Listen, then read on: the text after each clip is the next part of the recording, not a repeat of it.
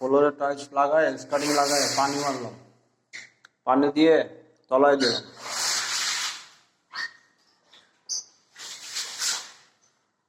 দেখা যাচ্ছে বন্ধুরা পানি ফ্লোরে ভরপুর টাইলস লাগাই দিয়ে সুন্দরভাবে পানি বানিয়ে দিছি,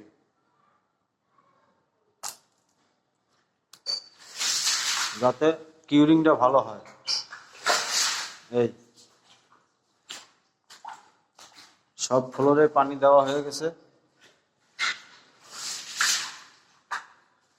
এই পাশে আর একটা রুম আছে।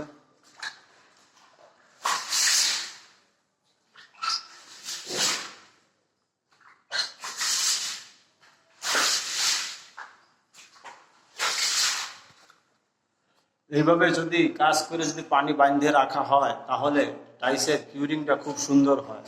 আশা করি কথা বুঝতে পারছেন।